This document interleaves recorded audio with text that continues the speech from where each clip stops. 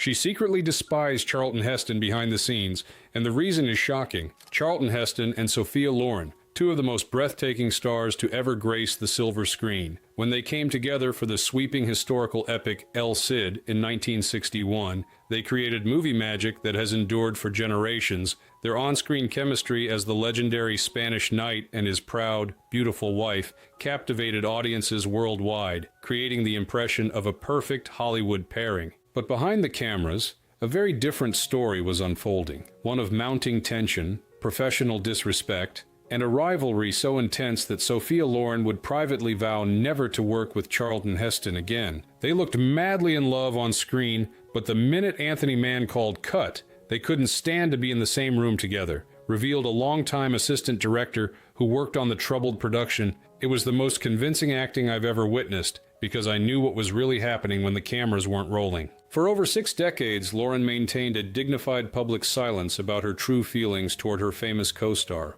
But in private conversations with close friends and the occasional unguarded interview moment, the truth gradually emerged, and it's far more shocking than fans could have imagined. What could the commanding, charismatic Charlton Heston have done to earn the lasting contempt of his Italian co-star? The answer involves a stunning betrayal during the filming of one of cinema's most emotional scenes, a moment so professionally devastating that Loren later confided to a friend it was the most deliberate humiliation any actor has ever inflicted on me. The most disturbing revelation surrounds a pivotal moment in the film where Heston made a demand so outrageous that it left the director speechless, a power play designed to diminish Loren's performance in what should have been her character's most powerful scene. When Loren discovered what had happened, she was not just angry, she was heartbroken. To truly understand this legendary Hollywood feud, we must journey back to the sun-drenched Spanish locations where El Cid was filmed, where two of cinema's most beautiful stars were about to discover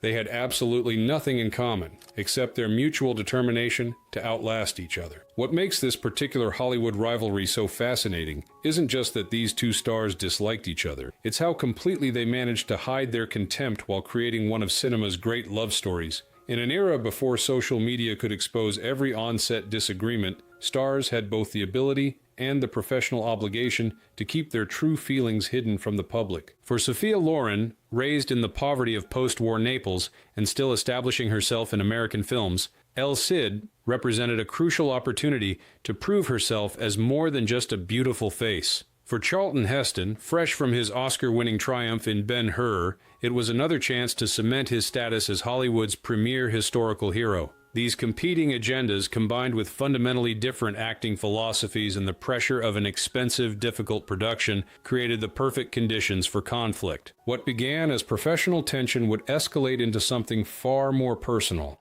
a clash that would influence both stars' future career choices and leave wounds that never fully healed. The story of what really happened between these cinema legends reveals not just a clash of personalities, but a fundamental divide in how they viewed acting, storytelling, and the very nature of movie stardom itself. But my love won't die. Kill it. You kill it! Tell me you don't love me. 1. Doomed from day one, the power struggle that started before they even met. In 1961, producer Samuel Bronston embarked on his most ambitious project to date, El Cid, a sweeping historical epic about the legendary Spanish knight who united Christian and Muslim forces in medieval Spain. With its massive $6.2 million budget, equivalent to over $57 million today, spectacular Spanish locations, and thousands of extras, El Cid was positioned to be the most impressive historical film since Ben-Hur. For the crucial leading roles, Bronston needed stars with both acting ability and international appeal. Charlton Heston was the obvious choice for the title role of Rodrigo Diaz de Vivar. At 37, fresh from his Oscar-winning triumph in Ben-Hur, Heston had established himself as Hollywood's premier historical hero. His chiseled features, commanding presence, and experience with epic productions made him perfect for the role of the legendary Spanish warrior. For the role of Doña Ximena, El Cid's proud and passionate wife, Bronston made a bold choice: 27-year-old Italian sensation Sophia Loren. Though already a major star in Europe, Loren was still establishing herself in Hollywood, eager to prove she was more than just a beautiful face. She had recently won acclaim for her powerful dramatic work in Two Women and represented the passionate, emotional counterpoint to Heston's more stoic screen presence. On paper, it seemed like an ideal pairing, but trouble began brewing before either star even arrived in Spain. The conflict started with the contract negotiations, revealed Alfonso Castillo, an assistant to producer Bronston, who witnessed the pre-production tensions. Heston's deal specified top billing in every market worldwide. When Sofia's team discovered this, they were furious. The dispute wasn't merely about ego. In Italy, France, and much of Europe, Lauren was actually a bigger box office draw than Heston. Her representatives argued that in those markets, her name should appear first on posters and in credits. Heston's team refused to compromise. They eventually reached an awkward solution where the billing would be diagonal on posters, Heston's name first, but to the left, with Lauren's placed higher but second, explained Castillo. It was a clumsy compromise that satisfied no one, and both stars knew it was simply postponing the power struggle to come. When production began in Spain in January 1961, the stars arrived with fundamentally different approaches to their craft. Heston, methodical and intensely prepared, had spent months studying Spanish history and training with medieval weapons. He approached El Cid as another in his gallery of historical titans, a role demanding dignity, restraint, and heroic bearing above all else. Lauren, trained in the more emotionally expressive Italian tradition, arrived ready to portray Jimena as a fully realized woman with passion, anger, and vulnerability. She expected a collaborative process with her co-star to develop their on-screen relationship. Their first meeting at a costume fitting foreshadowed the difficulties to come. "I was there when they first met," remembered costume designer Veniero Colasanti. Heston gave her a formal handshake and immediately began discussing technical matters, camera angles, shooting schedules, and how certain scenes should be staged. Sofia tried to establish a personal connection, asking about his family and his previous visit to Italy. He answered politely but briefly before returning to technical discussions. I could see the confusion on her face. She was trying to build rapport with someone who seemed interested only in the mechanics of filmmaking. This initial encounter revealed the fundamental difference that would define their troubled relationship. Heston approached acting as a technical craft, while Lauren saw it as an emotional art. Where he sought precision, she sought connection. Where he valued control, she valued spontaneity. These opposing philosophies would create increasingly difficult tensions as filming progressed under the scorching Spanish sun. There was no other way for me. The man you chose to love could do only what I did. Why did you come, Rodrigo?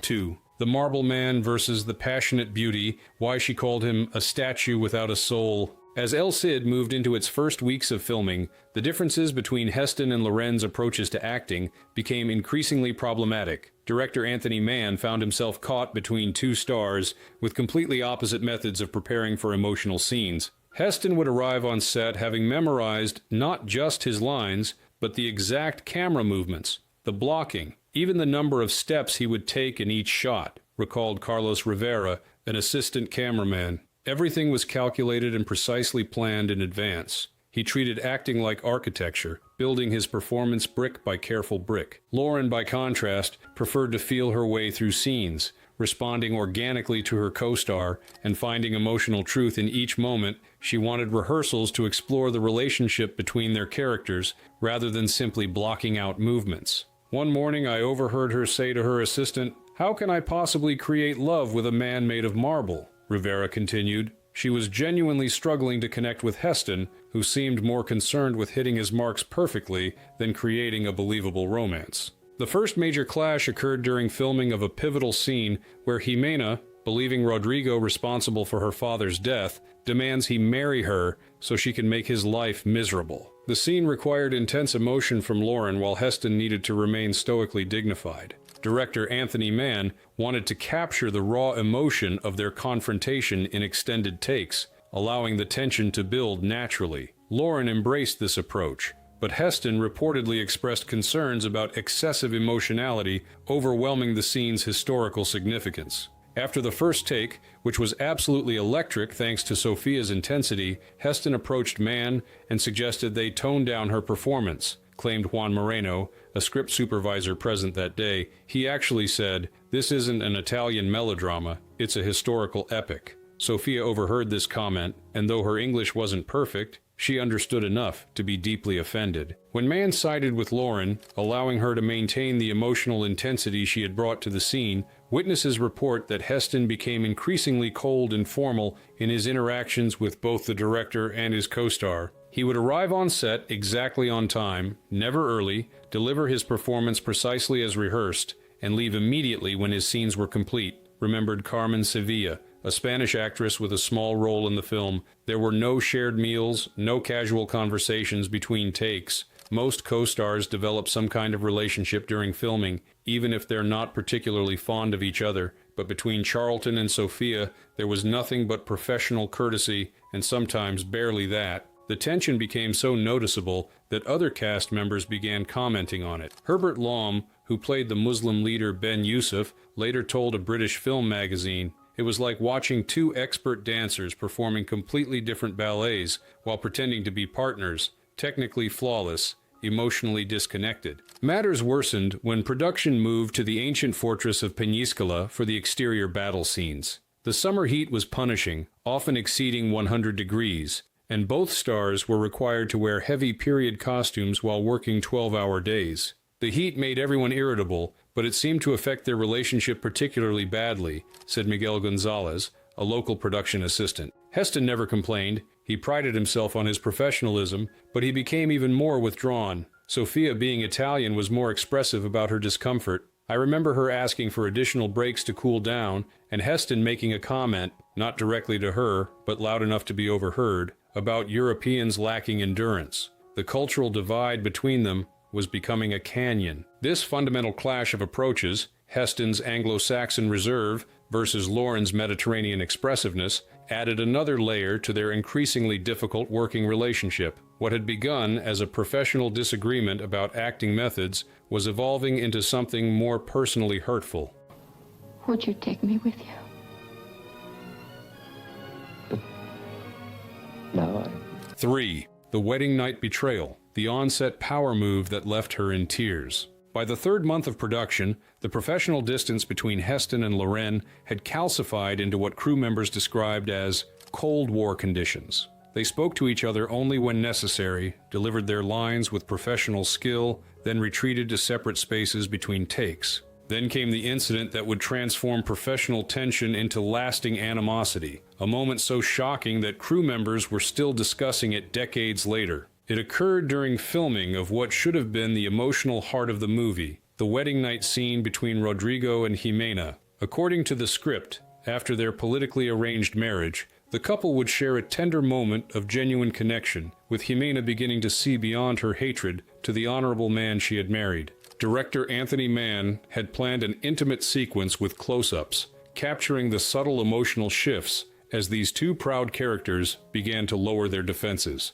For Lauren, this represented a crucial character development that would make her subsequent loyalty to Rodrigo believable. Sophia had prepared intensely for this scene, recalled her personal hairdresser, Giovanna Venturini. She told me it was the key to making Jimena a sympathetic character rather than simply a vengeful woman. She had even discussed the emotional beats with Mann the night before, planning how to show this gradual thawing. The scene began with Rodrigo entering the bedchamber where Jimena awaited in a medieval nightgown. The first part went smoothly, with both actors delivering their lines as scripted, but when it came time for the emotional close-ups, particularly Lauren's reaction as she begins to soften toward her new husband, something unprecedented happened. According to multiple eyewitnesses, including assistant director Julio Sempere, who later spoke about the incident in a Spanish film documentary, Heston approached director Mann during a lighting adjustment and requested a significant change to the scene. Heston suggested that instead of the planned intimate close-ups,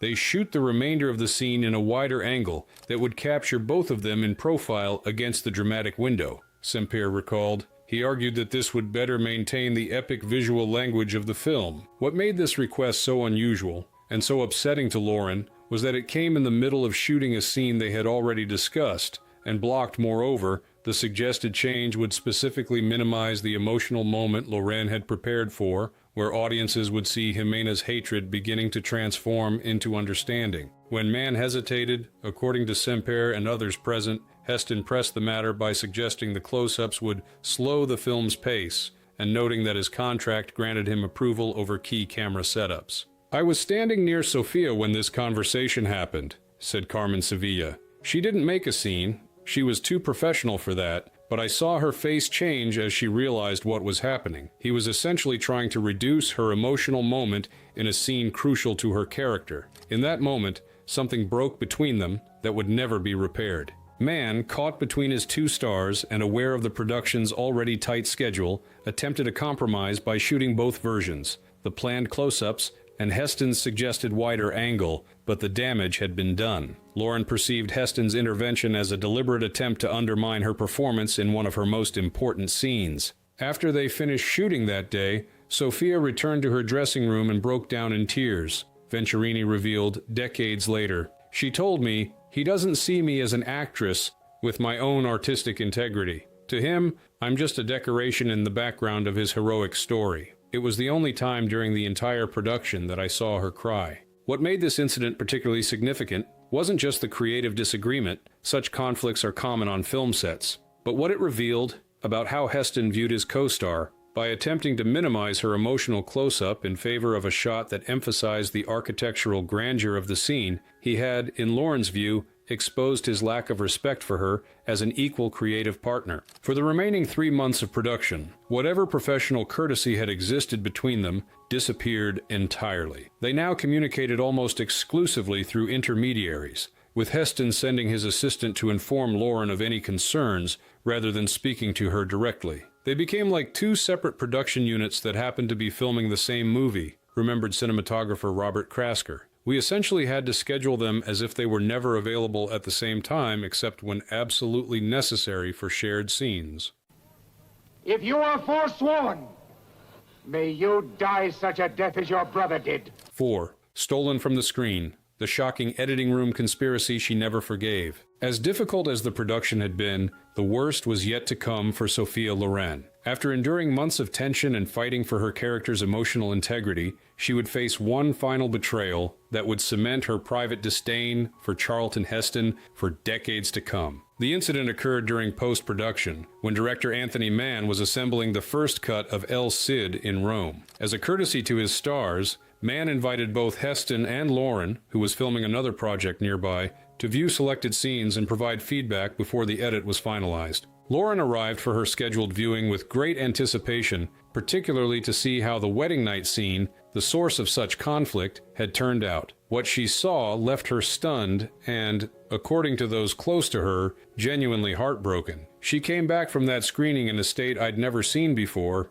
recalled Carlo Ponti Jr., son of Lauren's husband and longtime producer Carlo Ponti. Though only a child at the time, he vividly remembered his mother's distress that evening. "She wasn't angry. She was hurt in a deep, fundamental way. She kept saying, 'They took it all away. Everything I built for Jimena, gone.'" What had happened? According to several sources involved in the post-production, including assistant editor Mario Verdi, Heston had made a special trip to the editing suite in Rome before Lauren's scheduled viewing. During this visit, he had leveraged his considerable industry influence to convince the producers to minimize many of Lauren's most powerful emotional moments, particularly in the wedding night scene that had been so contentious during filming. The version Sophia saw had been dramatically altered from Mann's original cut, Verdi explained years later. Most of her critical close-ups had been shortened or removed entirely. The wedding night scene now emphasized exactly what Heston had pushed for on set, the architectural grandeur rather than Jimena's emotional journey.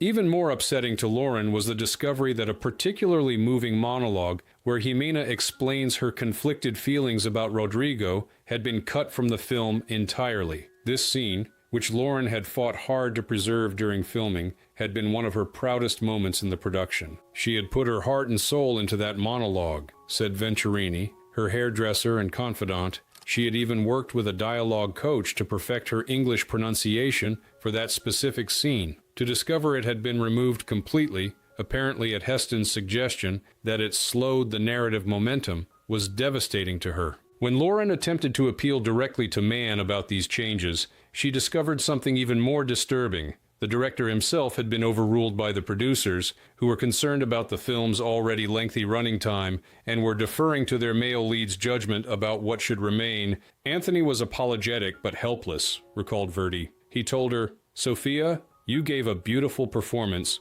but this is now out of my hands." The financial backers are nervous about the film's commercial prospects, and they're listening to Heston because he has a proven track record in historical epics. For Lauren, this was the final insult, not just to her as an actress, but as a woman in an industry dominated by men. Her character, already secondary to Heston's in the original script, had been further diminished in the editing room, reduced to what she later privately described as a beautiful face looking adoringly at the hero. According to those in her inner circle, this post-production betrayal affected Lauren far more deeply than the on-set tensions. It transformed what might have remained a difficult but forgettable professional experience into something she would carry with her throughout her career, a profound lesson about power dynamics in Hollywood and the vulnerability of an actress's work after filming concludes. "She never spoke publicly about how deeply this hurt her," said Italian director Vittorio De Sica,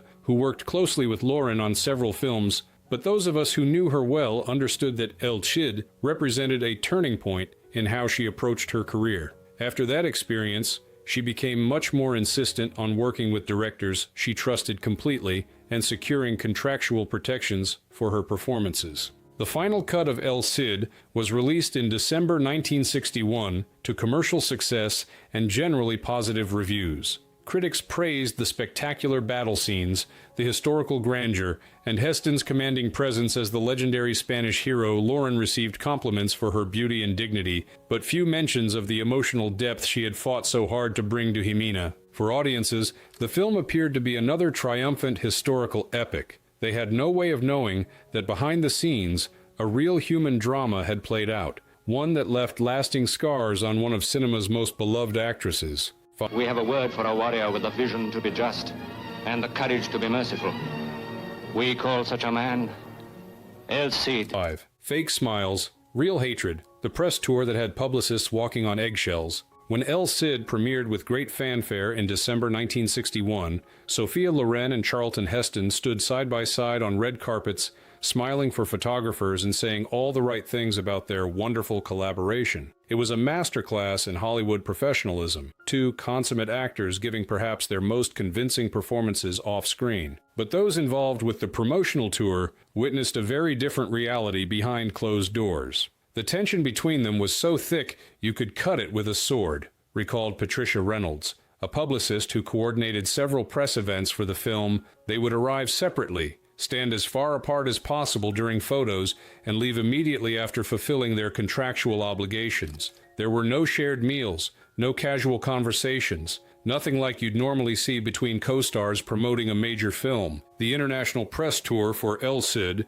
became infamous among publicity teams for its logistical complexity, not because of scheduling or travel arrangements, but because of the need to keep the stars apart as much as possible while maintaining the illusion of harmony. "We had to create a minute-by-minute schedule ensuring they would spend minimal time together," Reynolds continued. "Charlton would do a newspaper interview while Sophia did radio. Then we'd bring them together briefly for photographs before separating them again. It was like choreographing a ballet where the dancers couldn't bear to touch." At joint press conferences, attentive journalists occasionally noticed the chill between the stars. When asked about working together, both would offer perfectly professional but remarkably generic responses. Heston typically praised Lauren's great beauty and presence, while she would comment on his dedication to historical accuracy. Neither ever shared specific anecdotes or personal insights about the other, a telling omission in an industry built on seemingly intimate behind-the-scenes stories. The London premiere of El Cid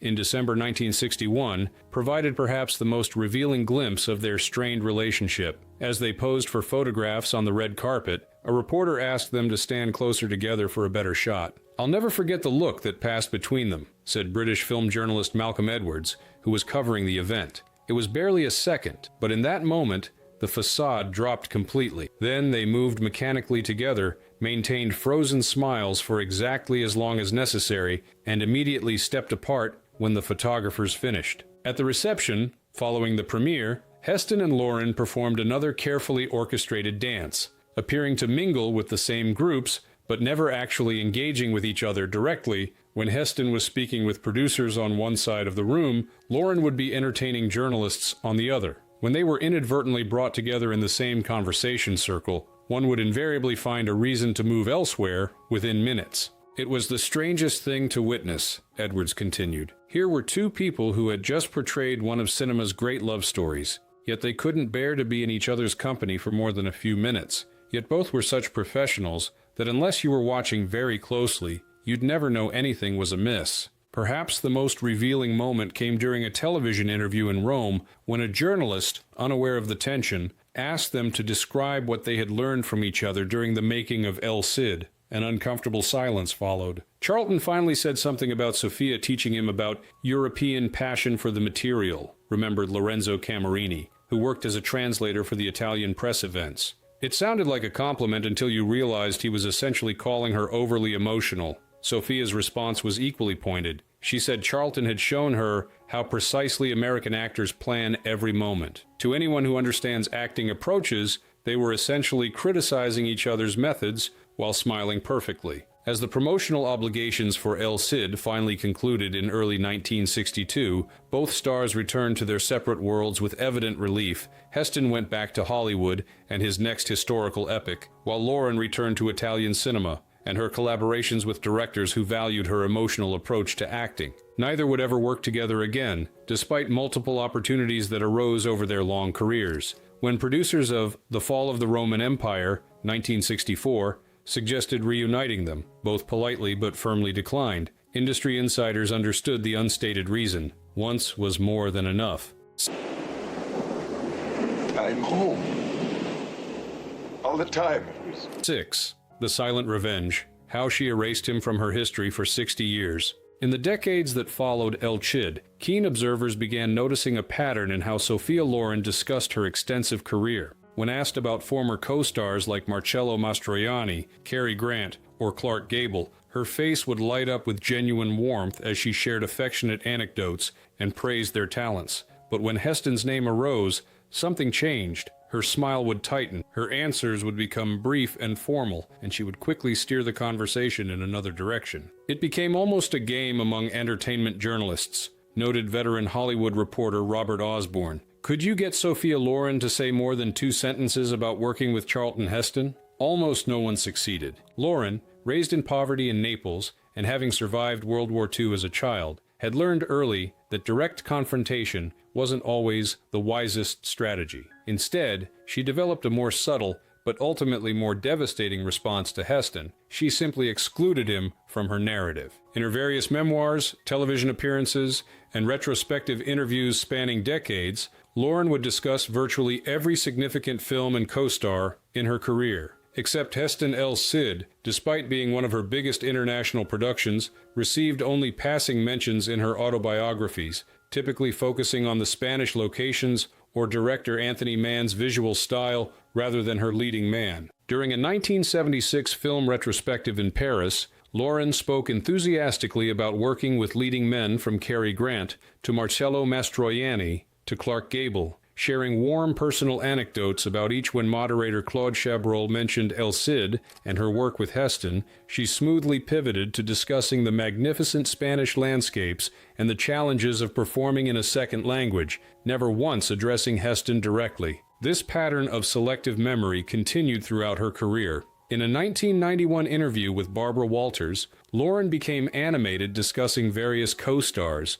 describing Peter Sellers as a comic genius with a beautiful, troubled soul, and praising Richard Burton's magnificent voice and generous spirit. When Walters mentioned Heston, Loren simply nodded and said he was very professional, before immediately shifting to discussing director Anthony Mann's visual approach to El Cid. Perhaps the most telling example of Loren's subtle revenge came during a 1995 American Film Institute tribute to her career. In a montage celebrating her famous on-screen partnerships, clips from El Cid were conspicuously brief, just enough to acknowledge the film's existence without dwelling on it. When the camera cut to Loren after the Heston clips, viewers noted a momentary tightening of her famous smile before she graciously acknowledged the applause. Sophia doesn't need to speak ill of anyone, observed veteran Hollywood columnist Shirley Eder. She simply illuminates her treasured colleagues so brightly that those left in shadow become all the more noticeable. This strategy proved far more effective than any public criticism would have been. By simply excluding Heston from her rich tapestry of career reflections,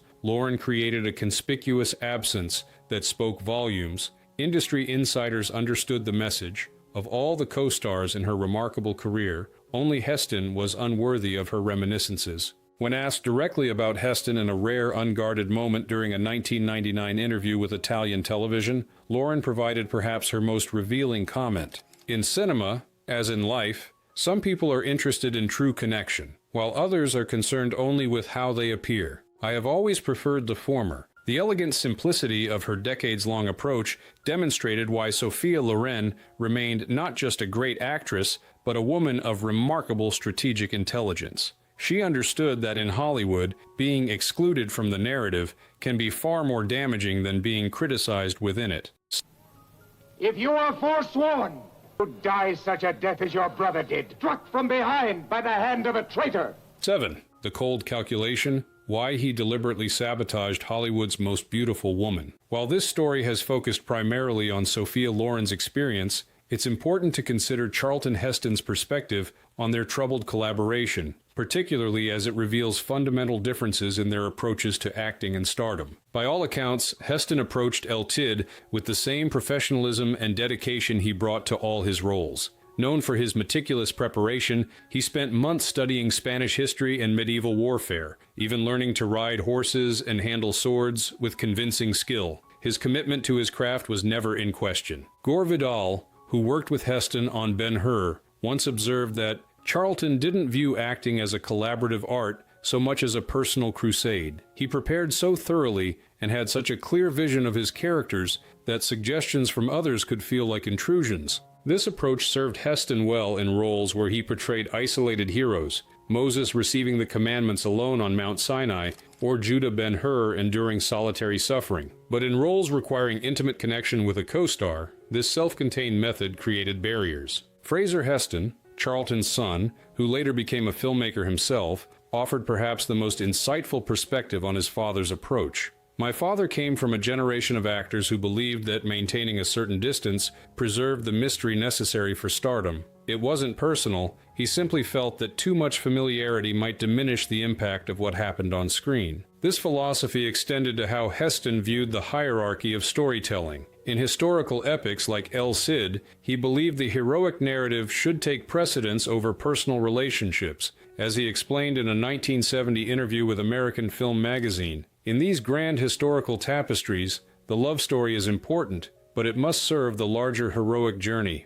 The audience comes to see a man become legend, not to watch domestic scenes. This perspective might explain why Heston advocated for minimizing some of Loren's more emotional scenes, not out of personal animosity, but from a genuine belief that they detracted from what he saw as the film's primary purpose. Even Heston's defenders, however, acknowledged that his approach could come across as coldness or arrogance to those who didn't share his artistic philosophy. Director Franklin J. Schaffner, who worked with Heston on Planet of the Apes and The Warlord, once remarked, "Chuck's intensity of focus can be misinterpreted. He's not being aloof. He's being concentrated. But I understand how others might not see the distinction." In his later years, Heston became more reflective about his relationships with co-stars. While never directly addressing tensions with Loren, he acknowledged in his 1995 autobiography that my devotion to preparation and precision sometimes created distance where warmth might have been more beneficial. Acting is a curious profession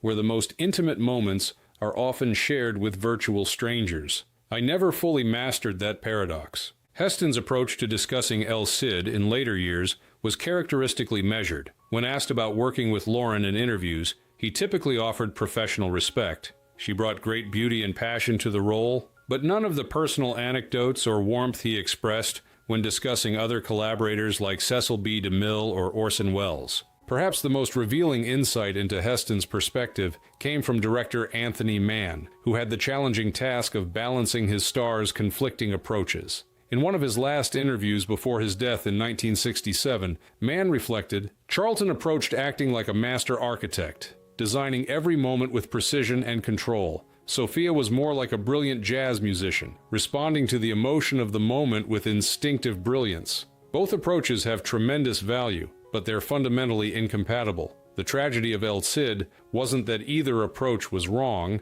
it's that they couldn't find harmony between them. This fundamental incompatibility, not simply personality conflict, but a genuine philosophical divide about the very nature of acting, helps explain why what began as professional tension evolved into lasting personal animosity. It wasn't just that they disliked each other, they represented opposing artistic traditions that could find no common ground. But my love won't die. Kill it. You kill it!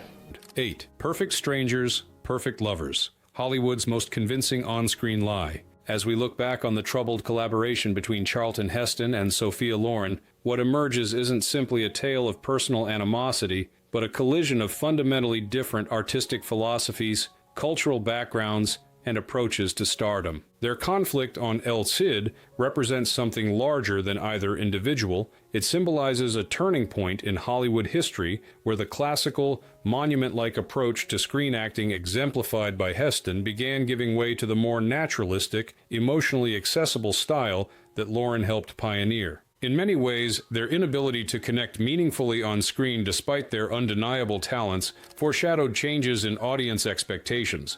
As the 1960s progressed, viewers increasingly favored authenticity over grandeur, vulnerability over stoicism. Though Heston would continue to find success throughout the decade in films like Planet of the Apes, the era of the untouchable heroic icon was waning. Loren's career, meanwhile, flourished as she continued to bring emotional depth and authenticity to roles in films like Marriage Italian Style and A Special Day. Her willingness to appear vulnerable and flawed on screen aligned perfectly with changing audience tastes. What makes their rivalry particularly fascinating is that despite their differences, both approaches to acting had tremendous value. Heston's classical precision created indelible, iconic moments that remain in cultural memory decades later. Loren's emotional authenticity allowed audiences to see themselves reflected in her performances, creating a different but equally powerful connection. The tragedy of El Cid isn't that one approach was right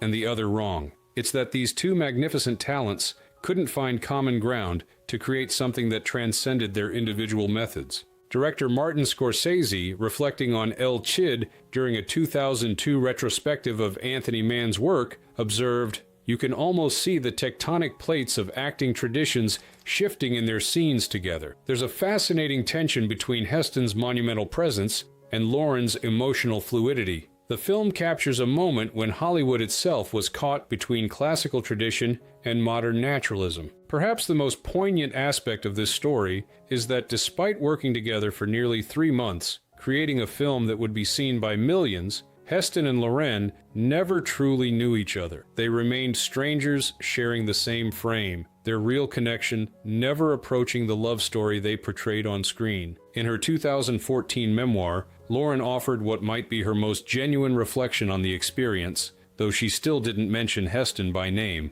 Sometimes in this profession, the chemistry that seems so real to audiences is created through the magic of filmmaking rather than genuine connection. Those are the hardest roles, where you must convince the world you love someone with whom you've never shared a moment of true understanding. And that, perhaps, is the most shocking truth behind this legendary Hollywood rivalry. Not that these two stars disliked each other, but that despite creating one of cinema's epic romances, they remained perfect strangers, separated by invisible but impenetrable barriers of temperament, culture, and artistic philosophy.